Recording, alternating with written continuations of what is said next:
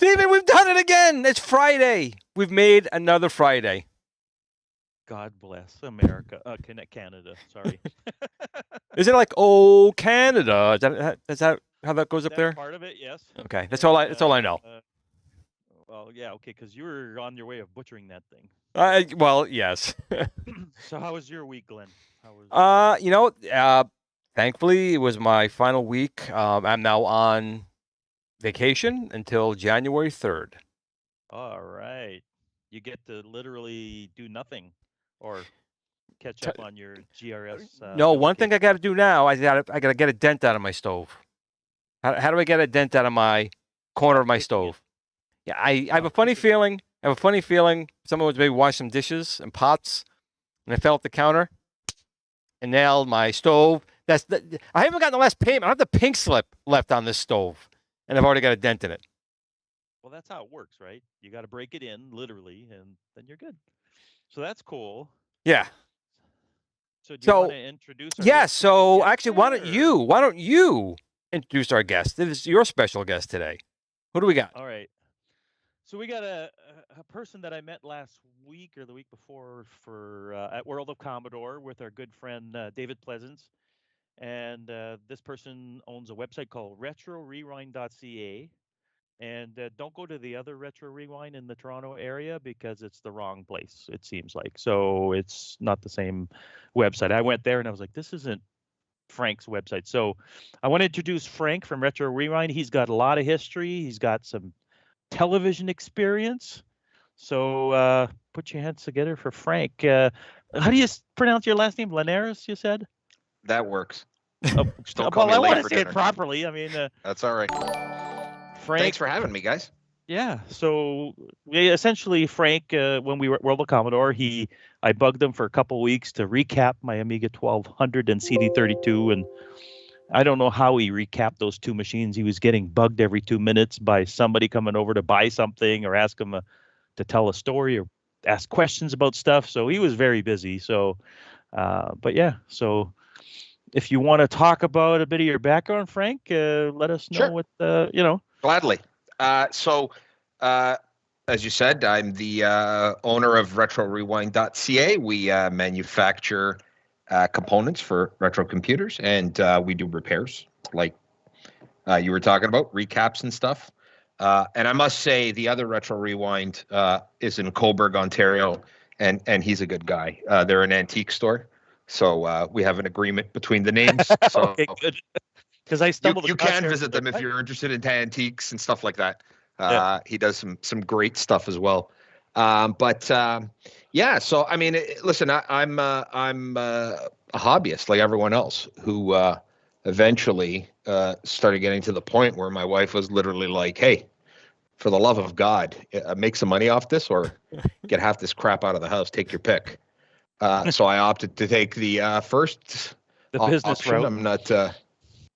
I'm not going to get rid of my collection anytime soon. So I figured, hey, why not? And it's, I mean, we've been operating for 2.5 years now, coming up on 3, and it's like holding on to a rocket. As you saw, That at World good, of huh? Commodore, we were quite busy. Yeah, very, very, very busy, which is a good problem to have. Don't get me wrong. Yeah, I mean, we just kind of, most of the stuff that we sell and we create, either we work with other manufacturers, other people who create projects. So we do have kind of a small to medium size operation where we can have PCBs made. We have pick and place machines to actually manufacture the components in house. Reflow ovens. So we work with other people who create projects. We help bring it to market. We create our own projects. Most of the stuff is like our own internal stuff was an itch I needed to scratch. So I figured, hey, maybe other people need to scratch this itch as well. And that's kind of where we're at. Now, do you have a storefront people can go visit, or is it just home based? Or so we will the beginning of February. We're waiting. We finally secured a location, full-time location. Lease is kind of penned and inked, just waiting for some renovations to occur from the landlord for some necessities that we need, like plumbing in the actual production area and stuff like that we need. And then my wife gets the basement, half the upstairs, and the garage back. Cool. So most of the people that do this sort of thing, they're in their basement or garage doing this stuff, and I think that's just the way it works in the end. You know what I mean? It's just the whole thing. Now, when I was talking to you at World of Commodore, you were telling me that you have some television background. You want to talk about that a little bit, or yeah, or if you'd rather not? A long time ago. A long time ago, I was one of the contributors on Call for Help and The Lab with Leo, which aired on Tech TV. Now, we're talking a very long time ago, because I think it was you I was telling the story to. I remember being on the episode where one of our co-hosts, Amber MacArthur, her segment was this new fancy website she found called YouTube. Well before the Google purchase and the explosion. So that just goes to show you how far back we're talking. Pre-iPhone, pre all that stuff. But yeah, I spent quite a few years doing TV. So your role there was making the host feel awesome, basically, or was it just but I think that's technical... anyone who's a co-host, anyone who's a contributor, that's their job. You're supposed to make the host feel awesome. You're great. You're awesome. You're great. Yeah, I mean, most of my stuff was that's what I do with Glenn. Hardware hacking more than anything, to be honest with you. It's kind of like, small, light hardware hacking projects that the average person could do. I mean, the audience wasn't very technical. It was a lot of what I like to call soccer moms, right? It was a lot of people that, would call in, my printer doesn't work. How do I, so you couldn't really go too crazy with the content that you really wanted to, but you got to keep it fairly basic, I guess, as far as the delivery and the content. Because I remember calling in once and they screened the calls, meaning that it was like, okay, tell me what your problem is. Yeah, and they schedule your call, right? Yeah, and that's mine. Like I was telling you, is for a baby monitor thing. My kids were just born at the time, and I wanted to be a lazy dad and just watch them with a camera on the crib instead of just a baby monitor where you just hear them. I wanted something that I could see them too, but I can't remember if there was a product that was suggested, but it was an interesting call. So, but if you search the internet, I think there's a video of you, right, in your younger days with all of Yeah, us there's a lot like of them. having I more think they're hair. all up on. So the show was produced here in Canada. I mean, originally it was produced in San Francisco, but the Canadian component of Tech TV wanted to keep the show going after G4 purchased it in the States. So they brought Leo Laporte up, and we would do the show here. And my actual boss, some of you guys might be familiar with, is a guy by the name of Victor Lucas, who used to do Electric Playground, EP Daily, a whole bunch of video game shows. I think he still does, but he does mostly YouTube now. So we would shoot kind of in the EP studios. It was very long days because we do like an entire month's worth of shows in 5 days, 4.5 days actually. Wow. So yeah, you told me that the schedule was hectic. Well, it aired daily, so I mean it was a 1-hour show daily. So we would do 4 to 5 shows every day.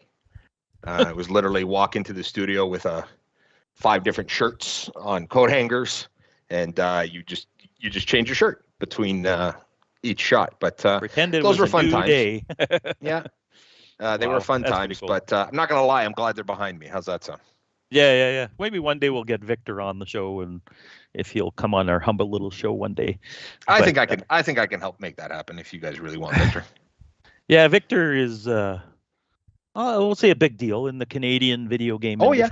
He's well, I mean, it was big in the States too when they did I mean, they rebranded Electronic Playground. I'm trying to remember. I think it was called Judgment Day, if I'm not mistaken. That's not a good name.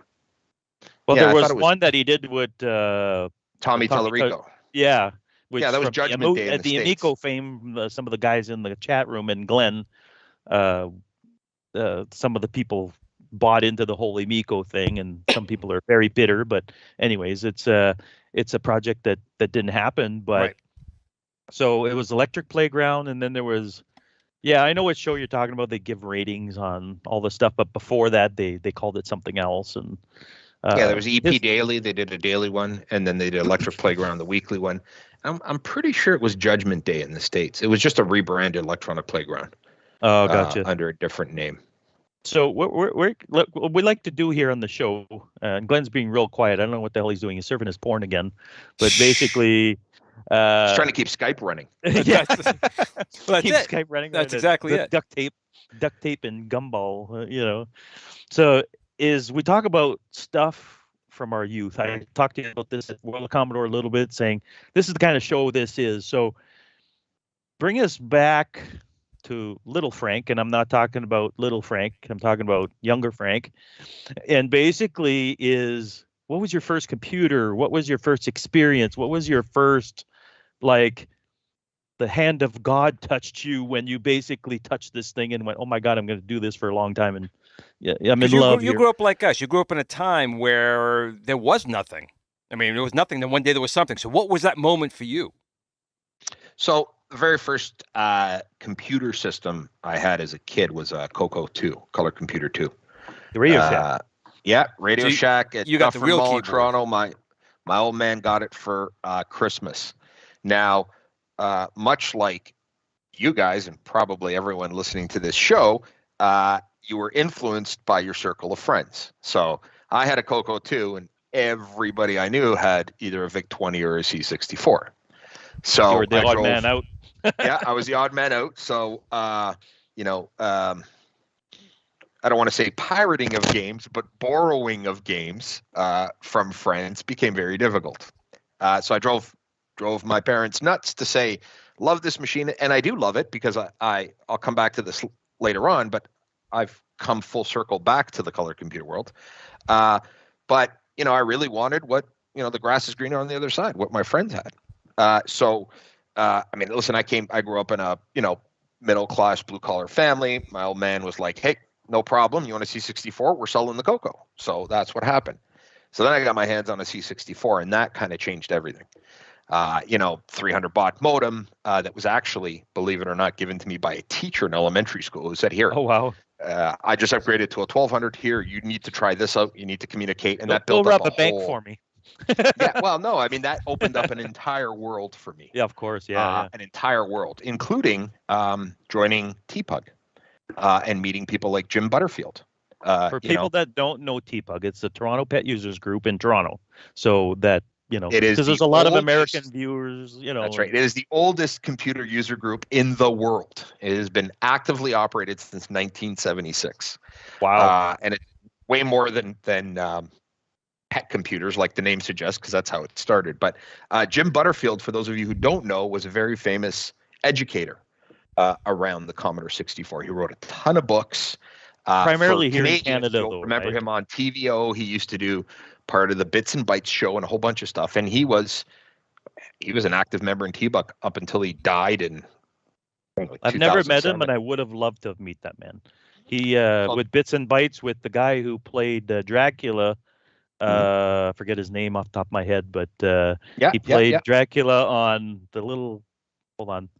The shop, not Shop of Horrors, but it's a Canadian variety.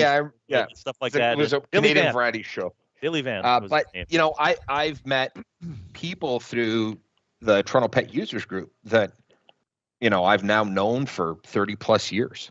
So that opened the whole world up to me. And I ran a BBS for a long time. I'm not sure if there's a statute of limitations. I was a very well known pirate in that time, and that led me down. Were you that person? Maybe I was affiliated in the with group.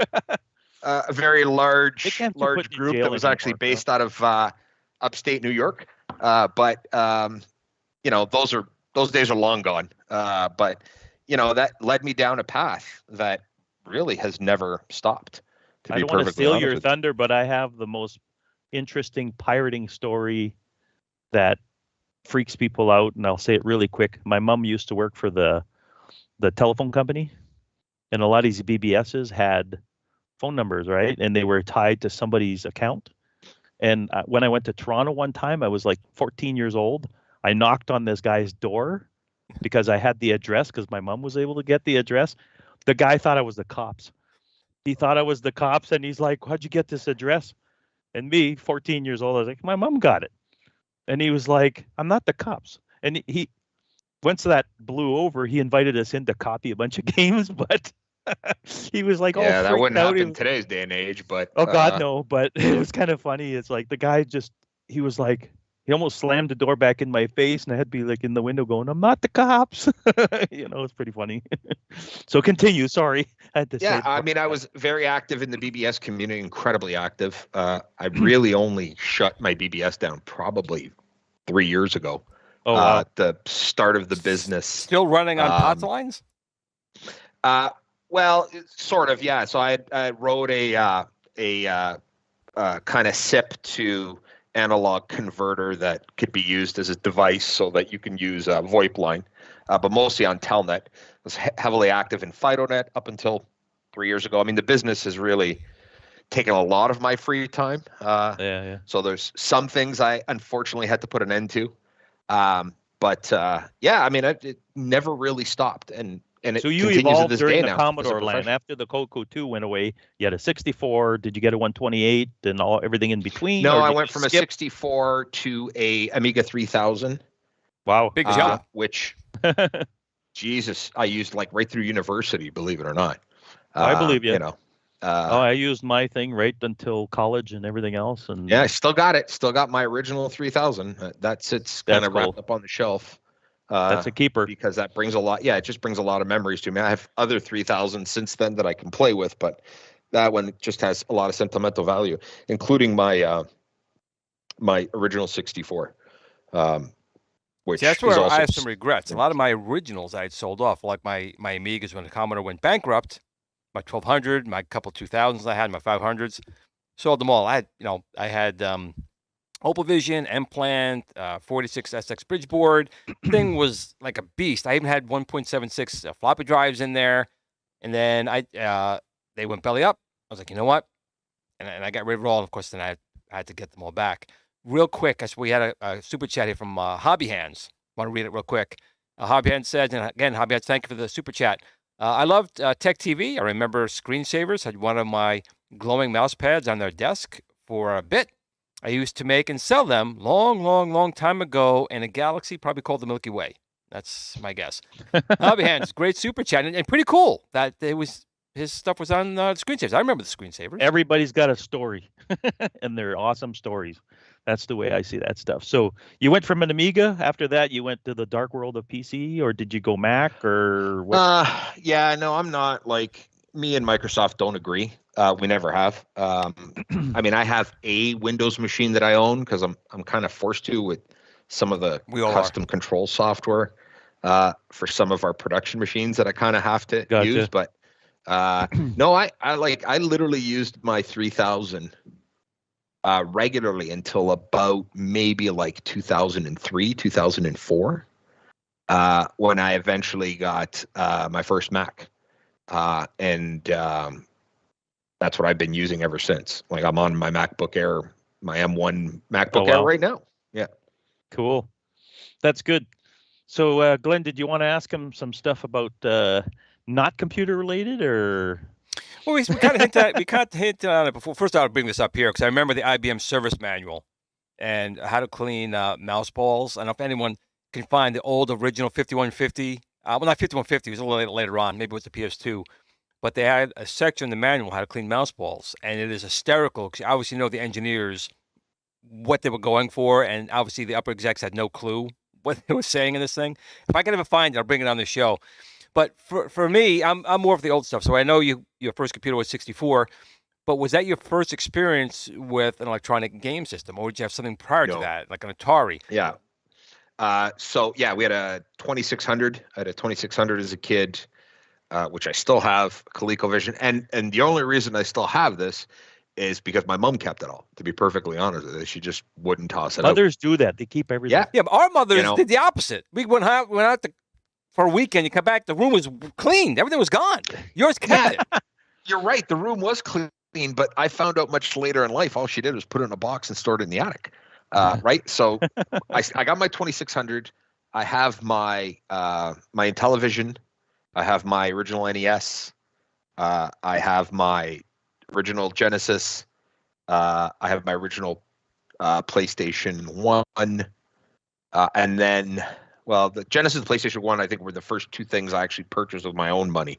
But everything before that were gifts. But the 2600 was the very, very first electronic gaming system I had. Now, when you mentioned ColecoVision, or he said a ColecoVision in there. Yeah, no, but I mean, meaning that did he ditch one for the other? Did he have them together? Did he, No, I had them together. Oh, that's cool. It was the ColecoVision. Again, statute of limitations. My father would bring this stuff home sometimes. Some guy he worked with apparently, and back of a van would say, "Hey, he wanted $50 for this, and it was in the trunk of his car." So none of us asked questions. So the Atari and the 2600 were sold to my father by some guy he worked with. That's all you know. You were young. That's all I know. I mean, I was a kid. I didn't really care. Mom would come home later, from work, probably, go, hey, look what I bought you.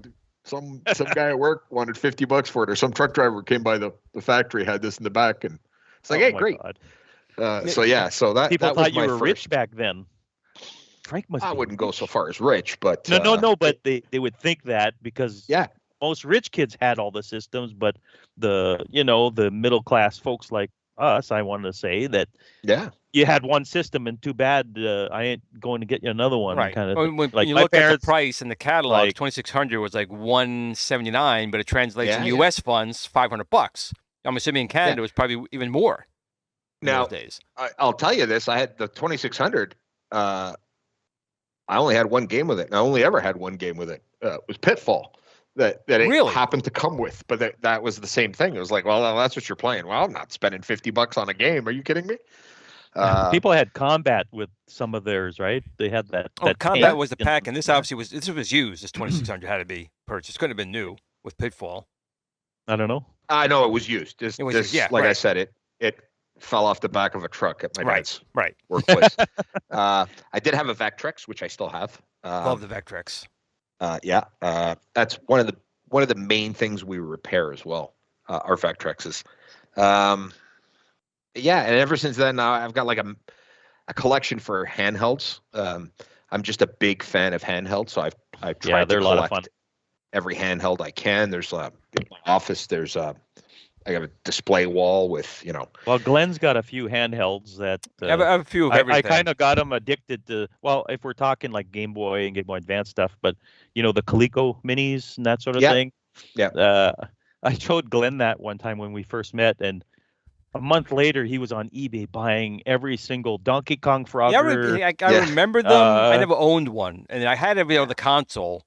And then I'm like, you know what? You just started my addiction up again. And he's right. I was on eBay. I was buying them, broken ones. I didn't care. I was just, I love repairing them myself. So yeah, I went nuts with that. But he's got a picture that got stolen a few times on his steps of every single one. I've got like, I want to say 4 of them. I hope that this went isn't going nuts. to cause motion sickness, but let's kind of venture off into my office here, and I'll kind of just give you a tour, just kind of a glance as we walk by. He's got an arcade one up there. I saw that. Yeah. I'm sorry. I got to turn the stupid blur background off. I'm not sure if I'm going to be able to pull that off, but there's like, hold on. I'm actually going to try to turn this blur thing off. And I'm not sure if I can in the middle of a call. Yeah, I guess not. Oh. Which is too bad. No tour for today. Yeah. Oh no! Wait a minute. Yeah, look at that. You got it. So, dude. Awesome. All right. So there is a small collection. The Lynx, every Game Boy ever made. Game Gear looks like. Yeah, the SNX. The Jesus Christ, it's on the top of my head. Nomad. No, the Neo Geo Wonder Pocket. Swan. Oh, Yeah, no, the Neo Geo Pocket. Wonder Swan's in the back. The 2 different varieties of the Lynx, and then I keep every machine that we work on, kind of at hand, real easy to grab. So like you name it, every Amiga's up here, everything. Every 64, VIC 20. Every 64, including different boards, 500, 1200, 128. Damn. 16 plus 4, the Coco, the Atari, the 600, the TI-99, all stuff that we work on and repair. I may actually send you my original 4A. My 4A I had forever, right? And then, the TIs are expensive on eBay, getting for like $20. People are selling them. So I bought a couple, and I didn't mark the power supplies. And the original TI-994 used a different amp and voltage than the 4A. But I guess my 4A had a 4 power unit in the machine, but the 4A was different. So I kind of fried, or I popped something on the board. We lost him. We did lose him. He'll come back. No, I'm here. I just, there we go. The video's I on. have no idea why. So I may send you for that, because I was troubleshooting that 4A, and it was the wrong power supply from a 4 got connected to a 4A, and I think the voltage kind of blew something. I haven't tracked it down. But I want to go back for a second here, because my first computer was a 4A. I mean, I was going to buy a 400, but I bought a TI-99 4A. But all my friends had Cocos. All of them had Cocos. So they were playing like, I thought really good games on the color computer, the Coco. They had a really good Donkey Kong. They were wonderful ports. I think one was just called King. I always remember it was a Donkey Kong clone. And it was a fantastic game. So you said you got one back later. Oh, Polaris. I loved Polaris. Missile Command with the analog joystick was the best. Now, you said you got rid of yours. What made you say I had to have it back? Because that was obviously a mistake. Like, I got rid of a couple of consoles I regret. We all do. We all do it's that. Like the one I got rid of that I'll never get again, I had the original Intellivision drop-in keyboard, where the Intellivision console went in the unit. There's only 2,000 made in the world. And I had one. Guy offered me $200, and I bought a motorcycle at the time. I was like 14. And now they're like one of the most rare things you can have. So that was my huge regret. So what made you sit down and go, you know what, that Coco, I got to get one back? And how old were you when you reclaimed that? So what I really wanted was that, like I said, I mean, luckily my mother kind of kept everything. except for that cocoa because we had to sell it in order to get the 64. So I got the Coco 2 back probably say about a decade ago, including the CCR 81, the tape deck I had. So I kind of wanted to rebuild those missing components. And then when I started the business, there's a guy in the Coco community named L. Curtis Boyle, who is quite famous in the Coco community. He's kind of the maintainer of Nitros 9, the operating system, and he does a whole bunch of stuff. And Jim Brain, who I'm not sure if you guys know. Oh, we know Jim. Yeah, so you know, I know him. I don't know if Glenn there, but yeah, so he's he owns Retro Innovations. A computer repair and supply service like we do. And there were some lost projects like the Coco SDC and a few other things that they reached out and said, hey, you want to manufacture it? And I figured, yeah, why not? And it's one of the most rabid communities out there, to be perfectly honest with you. Way more than the Commodore community. Like there's just this thirst for everything from that community. So, you know, then I went out, I had to get a Coco 1 and a Coco 3 and that was another regret. I had a revisions, 32K Coco 1. I had the drawing tablet pad. I had the pen printer, and I threw them all out. I just threw them out one day. Just killed myself. Yeah, try not to think about it. I try not to. My only Coco experience is with my neighbor. He had, I don't know the models exactly, but it was gray with the white keys. Coco 1. Yeah, Coco 1. Okay, so he had that. Chiclet keys. And then I had the 64, and he was trying to convince me that it was better than the 64. You know how your schoolyard comparison stuff when you're a kid. And I'm like, yeah, okay, I'm playing my games on mine, and you can go play the stuff on yours. Totally different generations. You know, the Coco was a much earlier machine, but it was very capable for an 8-bit machine. And it really was a capable computer. I think the first multitasking, like you can actually multitask on a Coco 3, which is mind-boggling when you come to think of it. I mean, there's pros and cons to both machines, right? No sprites, and the SID chip is better on the 64. But the Coco as a processing machine is much more powerful than the 64 was. I think the problem with the Coco is Tandy it was based on Motorola's reference design for their chip. Right. And they literally just took the reference design and put a case around it and sold it. We're good. Right? I think that was the problem. Mm-hmm. We have a question in the community for you. Stephen, sure. Swartz Zentuber wanted to know if you ever met Sid Bolton in his travels. He tweeted, I believe, it got cut off, some with the Commodore 64. Have you ever met Sid Bolton in your travels? He's the guy with the museum. Yeah, well, yeah. I mean, unfortunately, he's passed away. Yeah. But yeah, I mean, he was an active member of TPUC, of the Toronto Pet Users Group. Oh yeah. I met him a few times. He basically wanted to write. He was writing a book on the Xbox, and he was in progress of doing it. And he wanted me to be in it because I had the largest Canadian Xbox fan site, and I still have it. And he wanted to do like a profile of a Canadian fan site being right there at the beginning and all that stuff. And then I learned about his passing, and it was pretty sad passing, to be honest with you. Yeah, it was, yeah.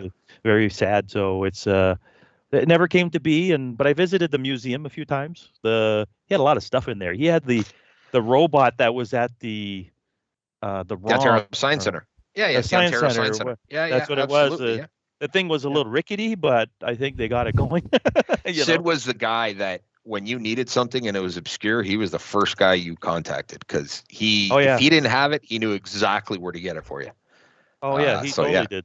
He got me a few ColecoVision games out of my collection, and he came through and basically we hit it off. I was buying a ColecoVision off of him, and we met in a parking lot, and I had no idea who the hell he was.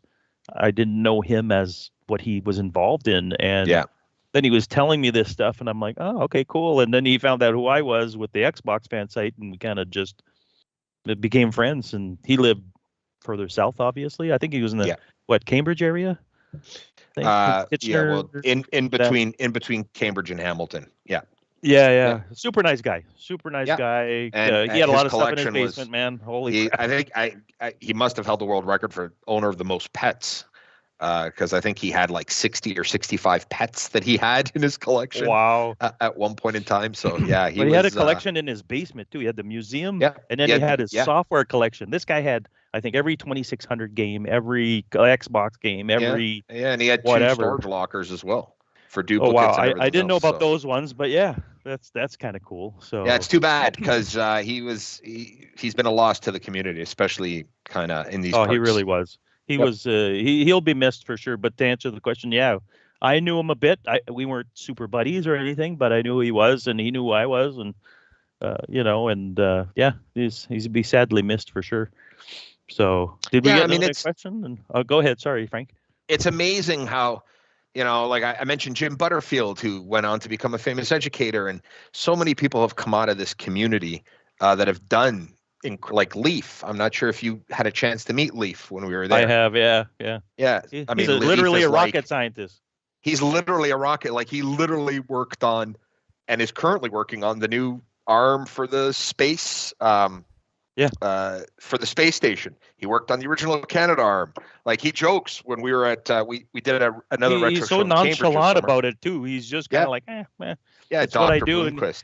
And he just sort of hangs out with us nerds, and this guy's a genius practically. And I'm like, and like again, he joined TPUG when he was I think 12 or 13 years old as well. So a lot of people have this hobby, these old computers, to thank for their career. For sure. He was basically. Did you get to see his project? That little kind of MMO he's working on. Yeah, well, the roguelike. Yeah. That's pretty cool. You could play that on a 64, and it goes to a mainframe or a server and everything. And I thought that was pretty cool. And you could play with a bunch of people on your phone and pretty cool stuff. Yeah, he's one of the guys, Troy, that works with us, who was there at the show. The guy with the show at the table. He works in like developing network technologies for Trend Micro, and him and Leaf were talking. I'm like, literally, Leaf's like, how far? Oh, you push your code to Japan? He's like, yeah, I push my code to like the other side of the solar system. He's like, I just pushed a whole bunch of code to Mars. And when people say it's not rocket science, he's the first guy that'll come up and say, yeah, and I should know, I'm a rocket scientist. Yeah. He's an interesting. The whole community is filled with interesting people. I mean, it's everybody's got very good people that everybody's got their story. We met the guy who was working on the 64 OS. Greg. Yeah. And I was like, wow. So if your viewers don't know this yet, the 64 OS is being worked on by a guy here in Southern Ontario named Greg Naku. And what he has been able to do with this thing, the amount of squeezing that he has gotten out of that Commodore 64. It is a full-blown OS that operates in real time. There's no lag. It is mind-blowing what this guy has been able to do. A full-blown OS. That's crazy. Yeah. Like I saw bits of it, but it was like, wow. Yeah, full graphic user interface, everything. It makes running that all out of RAM? Mickey Mouse stuff. He's running that in the 64K of RAM, still running out of RAM? Yeah, he's running it out of RAM. He's just been able to optimize his code like I've never seen before. And I've done a lot of assembly code on a 64. And he's just I'd love to spend, like a week picking his brain. Because, it's mind-blowing. People should check out the 64 OS.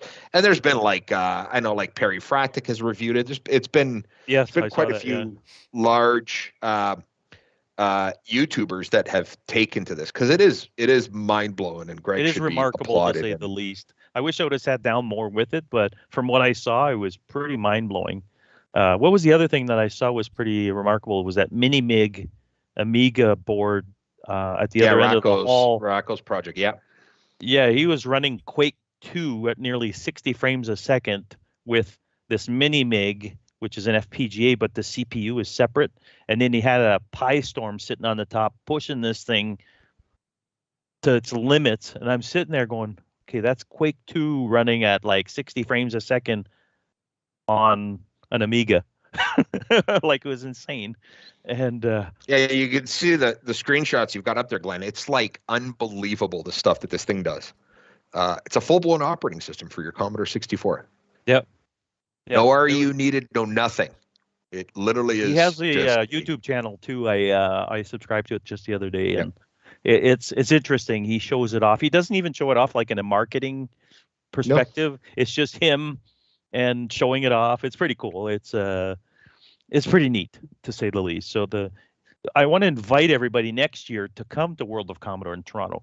I was talking to a buddy of mine. Most people from the U.S. are right on the border, and it's a 5-hour drive or less kind of thing. A buddy from Chicago. We had quite a few people come up from the States, which was pretty neat. I mean, I think we were at just over 400 people for the entire weekend, which is pretty good. There was a lot of people on Saturday there, for sure. Yeah. I was blown away how many people are actually like, okay, there's a lot of people here. Hopefully nobody's got COVID. You know what I mean? Yeah. That was the one thing I was like, don't get me wrong.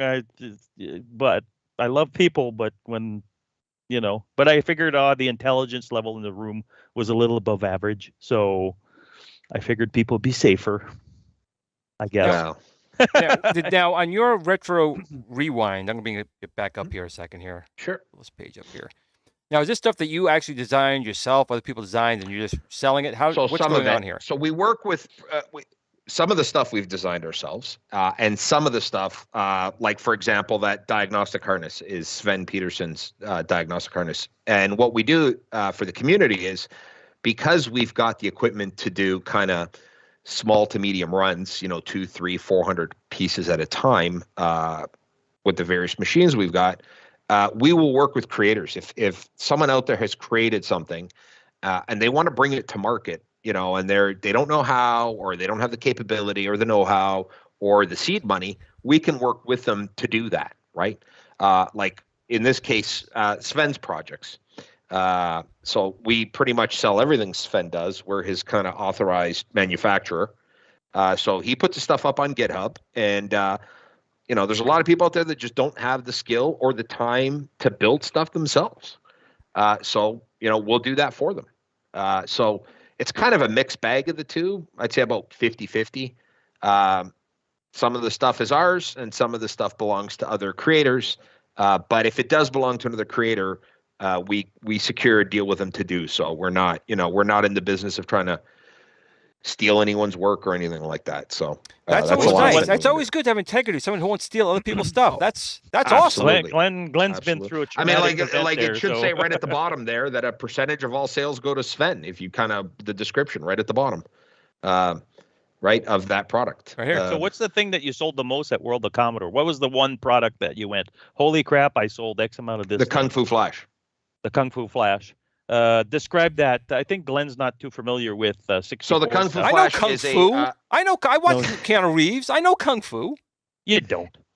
The Kung Fu Flash is a product created by a guy overseas, Kim, which essentially is a cartridge that goes into your 64. You pop an SD card in, and it'll emulate D64 images and card images and everything under the sun. I need to get me one of those. It's kind of an things. I hear a lot about them. Yeah, it's kind of an all-in type of solution. I think we sold 25 on Saturday, and then when I left, because I know you guys all went out to dinner, and I ran back and probably stayed up till 4:30 in the morning building another 30 of them. We wondered where you went. Machines. We were like, and Frank said he went home or something, and then he told me the next day that you went and built all this stuff. Yeah, and by 4 p.m. we had sold all of them again. Wow. So it was crazy. Yeah, it was crazy. That's cool.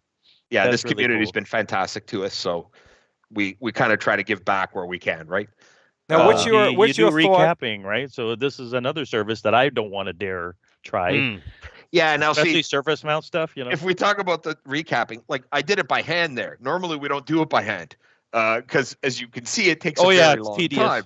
Yes, especially this. Generally, I'll stick the boards in the oven, in the reflow oven, and then put the proper gloves on and reach in and pull the old caps off, lay the new caps on, and then let the let the solder reflow through them, which makes the whole process, I don't know, like 3-4 minutes long. But at the show, when you had called me, I was like, yeah, you know what?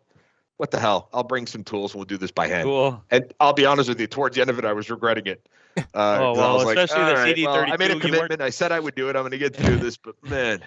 I would have slashed Yeah. your tires if you wouldn't have done them. I was like, oh yeah, man. No, you better do listen, them. I'm a man of my word, and we did it. And I did. It wasn't just you. I did a whole bunch of them. Well, you Bunch of did machines. the guy from the 64 OS. You did his Greg McCoo. 1200. Yeah, I did his 1200. Then you did my two machines. Then you did my buddy's Amiga 600. Yep. And then Now, what was the other one? has there been anything you've gotten where you really couldn't repair it? Yeah, so there's been a few. So I'm not sure if there's an Amiga YouTuber, Doug Compton, 10-minute Amiga Retrocast. Oh yeah, I know Doug. Yeah. And he's got the best line where he's like, every time I try to fix a stupid thing, I end up causing more damage to it and shipping it to Frank to fix. And I'm going to say 80% of the stuff we get for repair are people attempting repairs and failing. I did have 164. I'm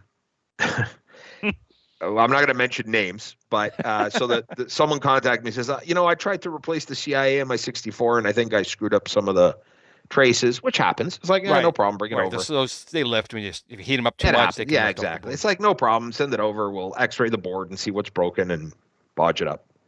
And when I got the board and I took it out of the box, around the CIA, there was a hole that literally went right through the board. It was about this big, and it was charred all the way around. And they had used like plumbing torch, like an acetylene torch to actually loosen the solder. Oh my God. And I was like, I could fix this for you. We do charge $85 an hour. And it's probably, all the trace repairs probably going to cost you like $1,000. So you probably just want to go buy another 64. So there have been circumstances. We do have a client, one of our best clients, who is out of the Los Angeles area, and he's got a very large Amiga collection. And he's always wanted everything original. Like, I wish I should pull up pictures and kind of share my screen, but like he had a 2000 that he had as a kid, and the battery leaked, and it destroyed the socket, and it destroyed 3 pins in the CPU. Now, I got like a bucket full of 68,000 CPUs, like literally a bucket full of them. But no, he wanted that original CPU to be fixed. Oh, wow. Which involved die grinding, and I'm gonna pull up the picture here and kind of share it, which involved die grinding it down and replacing the pin legs on the inside, and then re-epoxying it and doing all that stuff. Oh, you seriously? Okay, so you actually made the chip kind of look as original as well. You didn't leave it with the No, God, no, I didn't leave it. No. I'm gonna no, God, no. Yes, I made it as looking as original as well. Yet, I mean, I kept telling him, I was like, listen, couldn't you have just got taken one that looks one exactly the same in the bucket? Yeah, I'm saying, could you find one in the buckets? Go, right, yeah, it's the original. I could have, but we go back to that integrity thing. And it's like, if that's what you want, that's what I'll do. I mean, we charge by the hour, so I'm good with whatever. As long as you're willing to pay for it, I'm kind of willing to do it. Wow. But that's what he wanted, and that's what he got. I mean, he also sent me a 2000 board that had the, I think somebody plugged something into the parallel port they shouldn't have. I'm not sure what it was, because the entire 12-volt rail in the board was completely burnt out. There's a PCB manufacturing house about 20 minutes away that we use, because we try to keep everything we build local here, just to kind of support the local economy. And thankfully, they allow me from time to time to use their PCB inspection machine, which is essentially a very large X-ray machine. So when I X-rayed it, you can actually see the damage all the way through. Wow. That's crazy. Yeah, so there have been situations where we've gotten stuff and it's just like, it's fixable. Anything is fixable if you throw enough money at it. It's whether you want to throw enough money at it, right? If it's smart to do so or not. Because after a while, you reach the break point of, hey, grab the CPU, looks exactly the same in your bucket, throw it in there for me, charge me whatever for the CPU. Yeah, and but we're that's all being going dishonest. home. And you know what? That's not my but style. not you know what I mean? But up front with him and just say, why don't you, by the way, I did. You know, It's okay. like, I'm not even going to charge you for it. It's like literally, I got Yeah, a bucket yeah. full of these No, it's- things. I wasn't suggesting doing it underhanded way, but just as like, look, buddy, you know, this is $300 and that's 10 or whatever, you know. But Yeah, it's but the integrity. to him, it was also the sentimental value. It's Right. like I want that machine working. It's the first machine and he's like a radiologist now. So Oh, you know, wow. he's got a ton of money, and I understand it's that sentimental thing, right? It's you know, irreplaceable in the end. if I could actually get my hands on my Coco 2, my actual Coco 2, I would pay a pretty penny for it too. Yeah, you know, I looked for my so- old 64 and it's in a landfill somewhere probably. So yeah, well, that's A lot of stuff. I'm Sadly. never gonna find that again, like ever. But you Now, know, to each have his you own. ever worked on Bally Astrocades? I have not. One of the guys that works with us, Troy, is the kind of diehard pinball and arcade junkie. So that's kind of his thing. I mean, I have repaired some of the monitors. No, the Bally from- Astrocade was a home console. Oh, sorry. I thought you were talking about the arcade. No, the Bally Astrocade. no. It was at 79, right after 2600 released. No. That's a hard one to I get have worked anyone on to an look original at. Pong unit though. That I have. The arcade Yeah. Pong? Yeah, the original Pong. Yep. That's wow. nice. Arcade machines are relatively easy to work on somewhat. They're coarse, everything's coarse in there and it's big, lots of space. So, You gonna find us that I think I found the picture. Sorry, I've been filibustering the whole time. You guys okay if I kind of Yeah. share my screen here? Yeah. Just as an example here. Again, this is like If Skype lets you do Skype. it, you know. Skype can let you do it. You can share a screen in Skype. I just don't know if it'll. Yeah, I just got to tell my Mac it's okay. Hold on, sorry. I'm not sure if you guys are like me, but I just went through my like camera roll on iCloud through my iPhone, and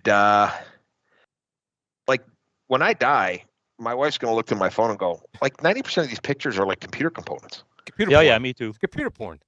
Yeah. Yeah, well, it's more like the I parts. really need to remember, you know, what wire goes where while I'm repairing this type of thing. Yep. That's my only problem. I have all those, but I forget where they are. Like I have thousands of pictures, and then you have to try and find them. That looks like Did that work? that's a beautiful repair. It is like sparkling white clean. So I guess it's not working the screen share, is it? No, What the hell?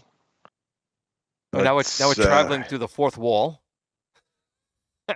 Yeah, I'm not sure why that's not working because in my camera it's working. That's really weird. Let's try this again. Welcome to the world of Skype. Yeah, I know. That's weird. It won't let me. I see it. I see You see it now? I see a piece of something. Yeah, Glenn would. Oh, there you've we- got my there we go. screen kind of There we go. resized. That's why. So you can see I had to like grind Grind it into the down. die itself to actually repair the pins that were dead on it, and then Wow. replace his socket, and then start the epoxy process, and then dye the chip. But because that's what he wanted. That is dedication right there. That Yeah. is some real dedication. yeah, I was Yeah, gonna I say mean, like that I tell too. people, we charge by the hour, man. We'll do whatever you want. Gladly. We will gladly do whatever you want. I So, love my Amiga, Frank, but not to do that. Yeah, If my- you tell well, me you first of got a all, bucket full of this I stuff, can't I'd be tell like, you yeah, how many just swap it out. Amigas I pulled the 68,000 to put an accelerator in anyway. 60,000. Yeah, exactly. It's popped Yeah. out, gone. Like Yeah, there's like same here. 3 of them on my workbench right now that have been kicking around for like maybe the past 4 months, just kind of bouncing from side to side. And I got a drawer, like a chip drawer full of them.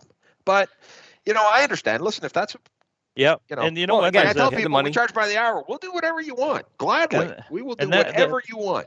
I've had this discussion with some of the guys from the show and everything, and I'm like, and they're all suggesting, you know, I'm thinking of accelerating my 2000 or whatever, and they're like, well, just put a Pi Storm in there, and then you're That's like, not well, bad.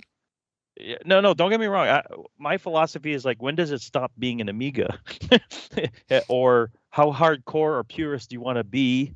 Right. Where's that line in the sand? Right, so and to and speak, you're right. Is- And there's definitely people like I know exactly what he's saying. You know, I like tinkering. I'm a tinkerer. I'll do things, but they're purists, and they're like, you know, it's not an Amiga anymore. Once you put a a Vampire in there or a Pi Storm in there, you're bypassing so much of the custom circuitry that made the Amiga that, they actually start getting, I don't want to say violent, but quite vocally violent of how much they disdain that being done. Yeah. I generally, as Steven knows, I generally have at least two. One I always keep stock. I always get the pristine one. That's where I'm at with this. Right, and then the other one is the Frankenstein one, where it's got accelerators or mods, AV out. But I only do it if I have two. If I only got one, I always try and keep them stock and pristine. Yeah, that's the thing. Like with the Pi Storm, you're literally, I won't say replacing the whole thing, but I'd say at least minimum 50% of the machine. Well, it does, but it's so cheap. Like $30 for the board, and you put a Pi on there, and you get HDMI out. You get up to an 040 accelerator. You have a hard drive controller on it. But I understand that, but it's still your case. It's still your main board. It's still your, power. Now, let me ask you a question, Frank. With this stuff that we're talking about, is that something you would? Is there a line in the sand with your store, or would you sell something like that? Just because it's cool. You know what I mean? Like, I've got my personal views and preferences on these things, but somebody wants it, sure. I've never pushed my views on others.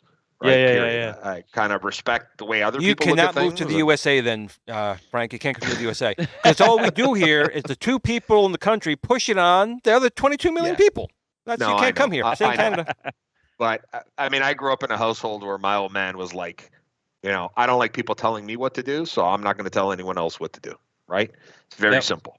Yeah. And to me, it's just it's a personal view. It's just respect. Right? We're allowed to disagree. I got friends who are Atari ST fans, as much as I hate the Atari ST. To each his own, right? It's an inferior machine. So, but we all can't be perfect. Yeah. So I have personal views. I'm a purist in that regard. But that's cool. whatever people want. To each his own, right? Listen. At the end of the day, projects like the Pi Storm, projects like, like the Vampire, all they're doing is expanding the hobby. Really are. Exactly. Right? Yeah. That's all. And that's really cool in the end. You know what I mean? Of course it just it doesn't apply a negative vibe to the whole thing. It just it gives us choices, I find, more than anything else, right? It's like, I want to go balls out, sure. Or no, I want to remain, in this space. But no one's putting a gun to your head and saying you got to put a Vampire or a Pi Storm in there, right? Like, period, full stop. So no, but that's the thing these days. These things, it's you and community people making these little tinkering things. Like even Steven, if you remember the ColecoVision, that little adapter was a small little adapter, 5 volts to run your ColecoVision. It was a small little box, having a big power supply. Do you need something like that? No, but you know what? It is so cool. It wasn't expensive. Quality of life. Yeah, basically, because that stupid power supply for those things die just again looking at them. So and it's simplicity, right? Is what it is too. This thing, I found the box. Look at that, exactly. Bring it up a little bit, Steven. There you go. Yeah, there you go. Yeah, it works great. Right. And it's got some bullshit step ups in there, and I'm a big believer that anything is progress. Period. Right. It brings people in. We had one guy who come to the world of Commodore, a very young kid. You remember? I'm not sure if you're around when he was talking to me. He was like in his early 20s. Oh yeah, he had just got a pet. He just got a VIC-20, and he's fascinated by this. Yeah. And he's like 21 years old. And it was fantastic to see. Right, fantastic to see. And I had a pleasure talking to him and helping him out and answering questions, because it's like we need new life, we need new blood. It doesn't exist in my household. I don't know what it's like in your household. I know what it's like in Glenn's. My kids have no interest in this retro stuff. They think it's cool, but they're not gonna whatever. And I was just watching with my wife on YouTube. I stumbled across this kid. He must have been 15 years old, and he's from Germany, I believe, and he's showing people how to hook up the 1541 to a PC with this adapter he just got on eBay. And you could see it in his face. He had discovered like gold or diamonds or something. He just found this great thing, and he was all proud of it and everything. And I was watching this thing, and the guy has got 100 subscribers. And I was like, "You keep going, buddy." That's it. No, was exactly. really and cool, and people like that should be encouraged, Oh, absolutely. right? Because it just brings new life and new support. It's Like going to die eventually. Us old guys. my are gonna get youngest old kid is and- 16, and he's a huge gamer, and he doesn't mind playing the retro games, but in a modern platform. Like, if it takes mine's the longer same. than 10 seconds to load, he walks He's out. away. He's out. And I'm like, yeah, Wait a you're second. playing the game All the that new games take requires an a hour to 4.5 download their gigabyte content. update to be downloaded. That's what I'm right? saying. Like, So and you're complaining about this? exactly. Yeah. There's new games that can take you an hour and a half. Like we were talking yesterday on my other show, Game Time, especially around the holidays, Christmas time, you get a new machine. It may take you 4 or 5 hours to download and get your game going. Your patch, your day one. That's right. Yeah. Your patch. That's one patch. And I'm like, and you're complaining about the 45 seconds this is taking to load? It'd be faster on the cassette drive on the 64 than exactly. So waiting for that patch for sure. So what do you think about the Mr. project? Because obviously we know the software emulation, but my thing is eventually all of these 68,000s are going to die. Not everyone's going to cut a die, to repair a 68,000 or a custom chip. I'm always worried about the Amiga, CIAs, or the Paula chip. All these custom chips dying out. How do you feel about Mr. maybe being a complete replacement? I'm a huge FPGA fan, right? I mean, the stuff that we can do in Verilog to replicate these chips. The Mr. project is fantastic. I love it. I'm still using an original MIST, like a 1.4 MIST. I haven't. One of the problems I have with this business is, like I said, I had to cut back some of my hobbies and free time, and one of them, unfortunately, is playing games because I'm a huge video game player. Just don't have the time anymore. Right. Wish I yeah. did. But there's nothing wrong with it. There's absolutely nothing wrong with it. One of our showpieces that we take around to shows is our SX64, which Steve saw when he was there. It's like this mint pristine SX64. I did a lot of coding on the 64. I'm very comfortable in writing, assembly language on it. And I whipped up a demo for the business that plays, with our logo and a whole bunch of stuff going on.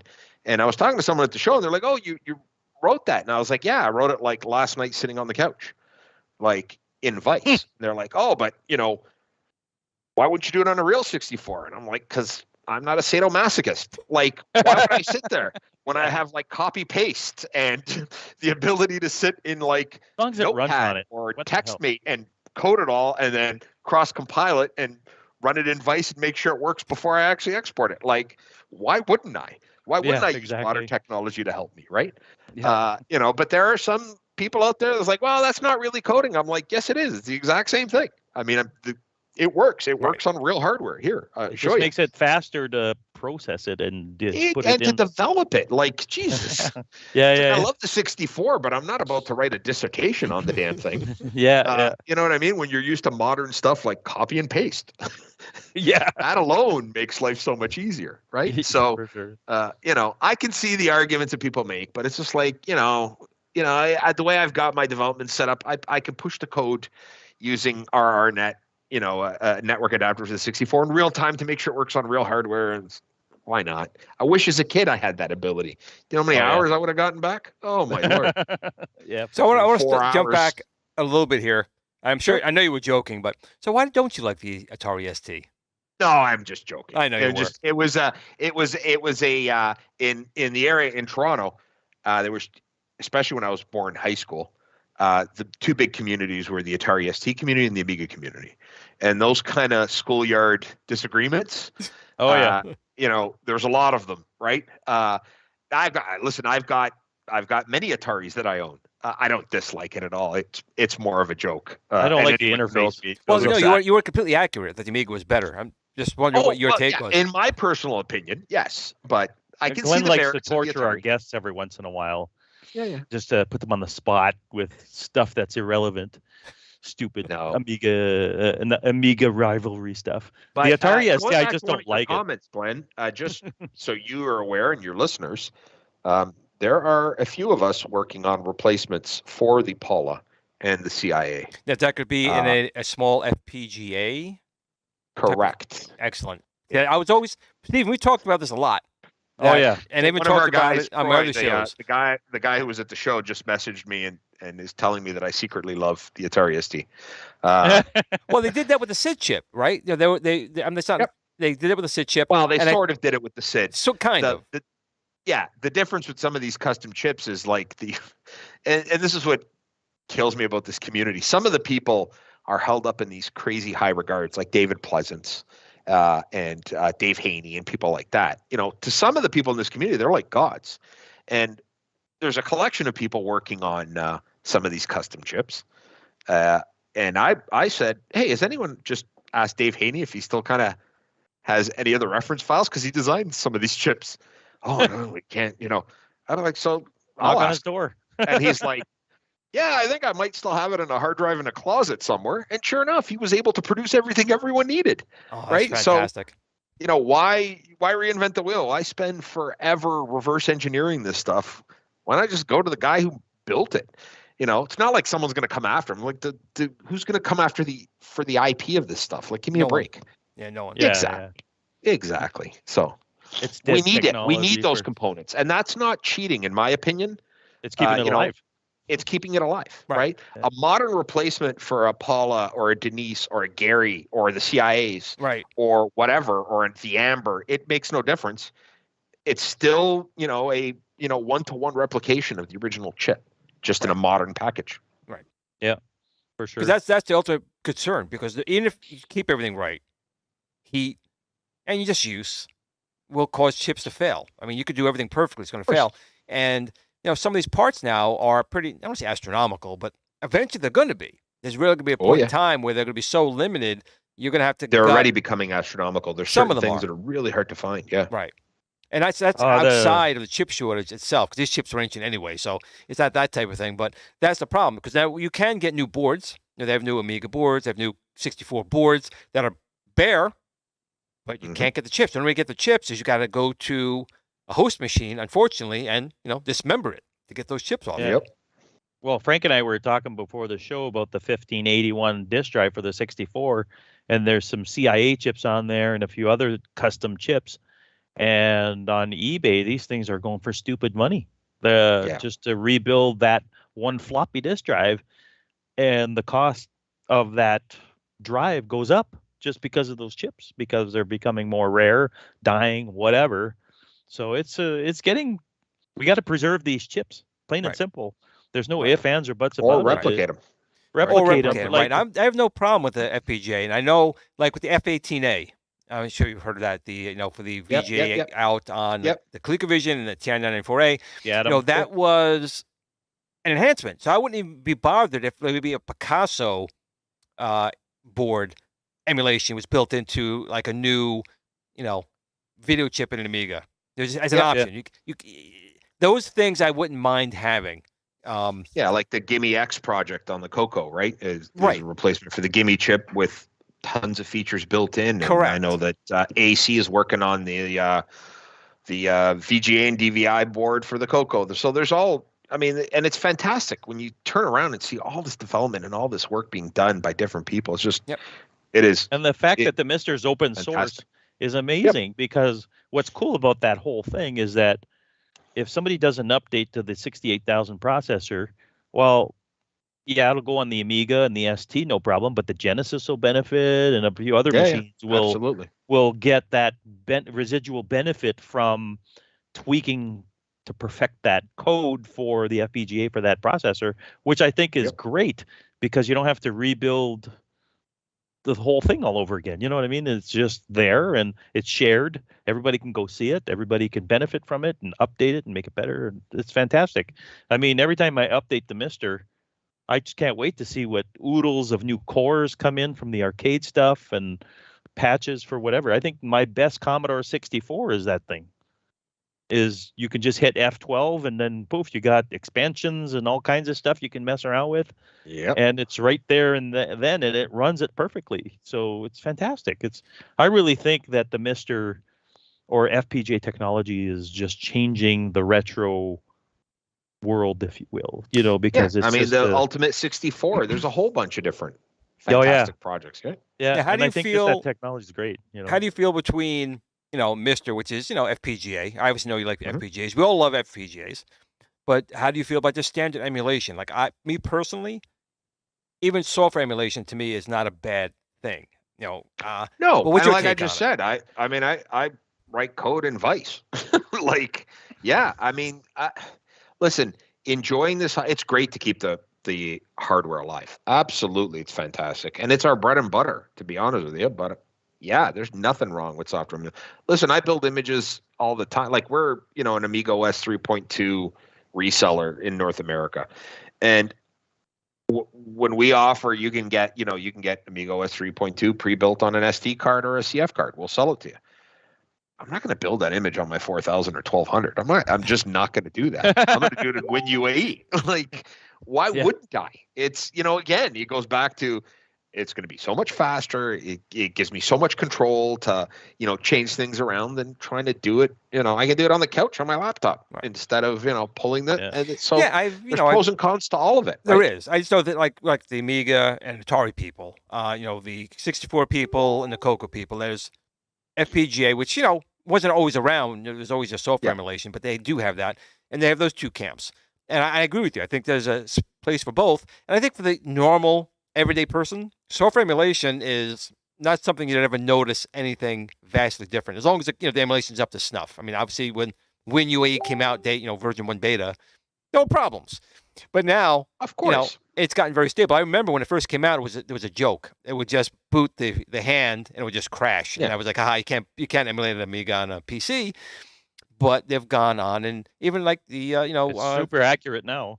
It is, and it does so many things above and beyond what the machines could do. And then you have the HLE Nintendo emulator for 64. Yeah. When that first came out, that blew people away. It was like, what? You can't emulate that. And it was okay. But it's improved over the years. And now we have the new Jaguar emulator. People didn't think they'd ever be able to emulate that. And you'll always get it in software emulation I personally think, before you get it in hardware FPGA. Well, I think that's where the groundwork starts, in my belief. Usually. Is that, listen, a lot of the groundwork is although done I don't have time to play games, I heavily rely on a little Ambernick handheld unit now to kind of get my fix every now and then. And I got this little tiny Ambernick unit that, can emulate Dreamcast without a problem. Like, in your pants. Smooth as pie. Yeah. Like it's mind blowing what what this little tiny thing can do, right? Original PlayStation games, PSP games, N64, like without a problem. Without a problem. I've heard good things about those Ambernick devices. Yeah. Listen, whatever works, whatever keeps people interested is the way I look at it. Whatever works. I think it's all for greater good in the end. I will be the first to admit, if I'm doing any development work, it's not going to be on original hardware. It ain't going to be. Well, right? just I don't want to sit at my files. desk and not be able to move. Like just transferring files. I think Glenn and I were talking about that the other day. To go from my Amiga 2000 and to transfer a file from a PC into there that is bigger than the GoTech drive can handle. Thank God for emulation, because otherwise it would suck up a lot. Otherwise, you're using my that 4000. cable to transfer stuff. When I set up WHD load, even though the 4000 has an 060 in it, and 256 megs of RAM. When I started to uncompress all the images, I was like, "Oh yeah, this ain't gonna happen. This ain't going to the computer." I pulled the drive out, hooked it up to my Mac, started up UAE, and turned the speed boost all the way up and said, "Uncompress all this." And like 8 minutes later, it was done. Put the drive back in the machine. Look at that, we're done. So why wouldn't you take advantage of that? Like, well, that's exactly it. And I've been with this 2000, I got it working and everything, and I'm like, why would you do this the old-fashioned way? I know that you want to live the old days again. Some people would have that, but I'm like, screw that. I just want the thing to work and but use it. I'm sure you guys will agree. There was a lot of things in the old days I wish never happened, like having to wait 24 hours to do something like that. Oh, yeah. Jesus. Like, yeah. It's like the revelation Glenn and I talk about when I got a hard drive for the first time on my Amiga. That blew my mind. That was like, oh my God. Amazing. You went from loading Workbench in I have my CMD it's hard drive for my insane. 64, my BBS. It was like I had a 40 meg hard drive when I was, in like 1986 or I want- 85. Soak that in, people. Like 40 meg back Yeah. in the day was like, That's a I'll lot never of fill this. It'll never On be a filled. 64. On Oh, a yeah. 64. Oh, yeah. Like Blips. unbelievable. Yeah, Right? drops in a bucket, man. And that's one thing when you go way back to the first conversation, that's one thing that I had that somehow got tossed out. And I recently just bought one, probably about a year ago. And that sucker cost me, I'm not even going to tell you how much it cost me because you guys would slap me for it. But it cost me in excess of $1,500 US to buy this CMD drive. Wow. Wow. But it's one of those, it's an they were investment. considered the fastest drives for the 64 Well, at they're the SCSI time. drives. They're actual SCSI drives inside. Yeah. That's Right? It's nuts. not it's a full-blown SCSI drive, right? I know the floppy CMD drives were considered very quick floppy drives. They weren't Yeah. compatible 100%, but they loaded stuff pretty quick apparently. From Yeah, what but I when remember. I had my BBS running, man, I could offer everything. Like I had 40 megs. I could literally offer everything. The entire collection of whatever, it's Absolutely. whatever discs were out there, go for it. That's Yeah. pretty cool. That's pretty cool stuff. Now, See what do you my think comments about- at the beginning of the show about pirating. Yeah. And what do you think Arr. about projects like, the C65? People trying to recreate machines I've and got never even one. came out. I backed it. You haven't I received have yours mine. already? Yes. Oh yeah. I was part of the first run of devices backing them. I'm a big believer in supporting the community. One of the things that we do is we give back wherever we can. Like World of Commodore, right? We brought David out. We paid all the expenses because I'm not going to let the club do that because it's not cheap bringing David out from London, England. We paid for the room for the event. So whatever we can do to give back to the community, we do. And when I see projects like that, I have no problem spending the money. Like none whatsoever, just to help the community. So what do you feel about and it? I knew very well I was going to play with it for like 3 hours and it would go back in the box. And that's exactly what happened. So what do you think I'd for love to those get my 3 hands on an hours? What do you original think one, of though. it? What do you think of it for the 3 hours? I love it. It's a fantastic recreation of the device. And it's, it launched with some bugs, but tell me something that hasn't launched that hasn't That's launched the with norm bugs. nowadays. Like that's the norm, period. Oh, with yeah. anything. And they've quickly repaired those initial launch bugs, and there's all sorts of stuff always being added to it. It's a fantastic. I mean, it's a FPGA device in a C65 body. That's really all it is. And that's what cost a lot of the money is that injected molding that they had, and it's nice injected it's molding that costs. expensive. That's where usually these projects, it's not the electronics that are generally expensive. It's the custom casing and tooling that they have to do for all these projects. Yeah, if I remember correctly, I think like the upper half was like 25 grand and the lower half was like 32 grand to make the molds. It's insane. It's insane. I mean, it's $100,000, right? Yep. That's crazy. That's just the plastic. To just get the plastic going. Right. Never mind the board. Right, manufacturing the board, testing, everything, paying people to do all that stuff. But Thank God for insane. 3D printing. Yeah, I mean, 3D printing is not as nice, obviously, but it depends. For the small run stuff, it depends what you do. Most of our products, I mean, we have very high-end 3D. We have a small 3D printer farm that does encasement 3D printing. It's getting better. It is getting I've seen some good stuff, depending what printer you get, obviously, but Glenn sent me some stuff. His stuff was pretty good. I have a friend of mine. He still needs to work on it. It depends on your settings. You got to fine-tune those settings. It's different for everybody, right? Yeah. Like you can get like, I've seen some prints from people that look fantastic that you're looking at it going, oh my God, and they do a process with, I don't know much about 3D. I don't have a printer, but it depends it depends if it's SLA printed. It depends if you FDM can printing. fumigate It depends on a whole with bunch of things. acetone apparently that if you're doing out the ABS outside stuff, and all kinds of stuff. So thank God we have 4 Prusa i3s and 2 SLAs that we use because it's at that break point where it's like I'm not spending $100,000 making a mold for a cartridge case. Right, like, that's just not happening. No, it's not worth it at that point. It's small run stuff, especially, and probably this stuff changes a lot too, right? Like, I mean, sometimes somebody will make a modification, and then if you got that tooling, you just spent 30 grand on something that's 3D printing. People make very easy 3D printable parts to modify your printer to help improve cooling, improve the rigidity, so it doesn't get wobble in there. So it's one of those things where you have to tinker on them. You have to, but once you fine tune that, you can get some really nice prints out of it. Yeah, and it's like anything else in life. If you pay $2,000 for a 3D printer and you pay $200 for a 3D printer, you're going to notice substantial quality difference. Right. Between the two, right? Right. Hey guys, today is my wife's birthday. And I've happy birthday! How nice of her for letting us have this nice long conversation. I've got to go spend. Well, no, maybe she's actually quite happy. Maybe she's happy that he's fully occupied for this long.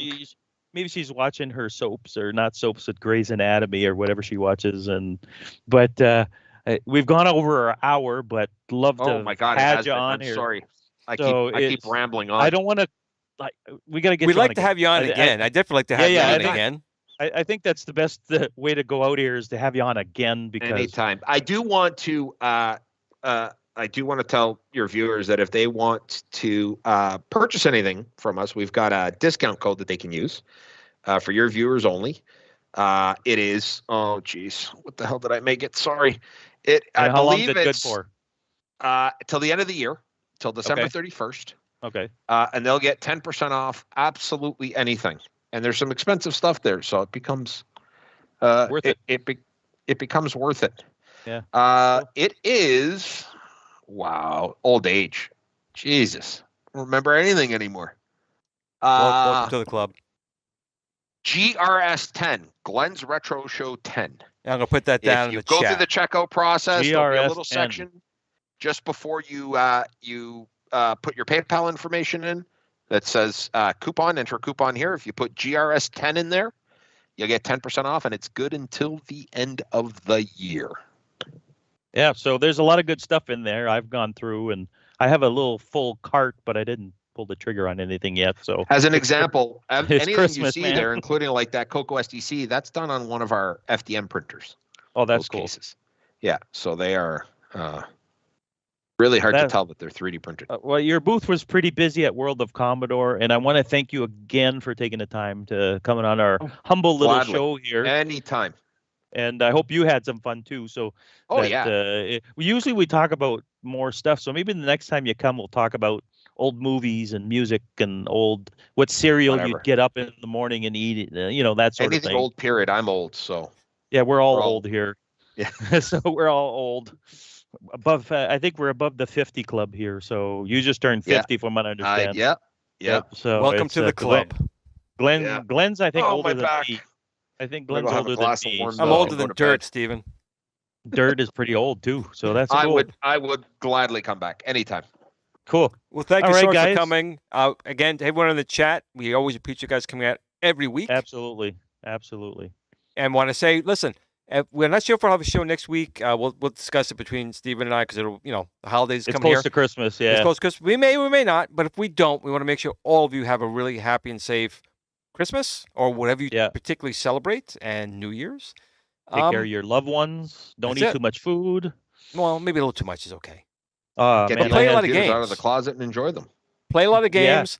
Don't tell the wife you're on Retro Rewind's website. Buy a couple things. Do it in hiding. Off. Could do all those things. So again, thank you so much for coming on tonight. We're going to have you on again soon. And everyone have a great evening. And remember what, Steven? Game on.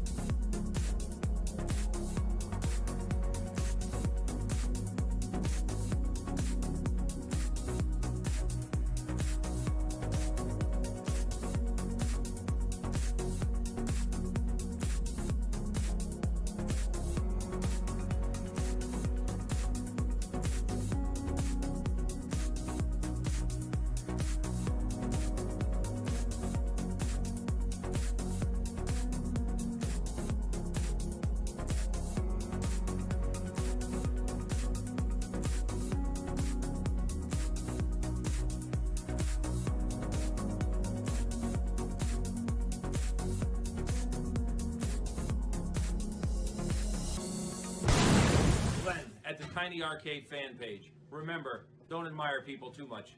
They'll disappoint you.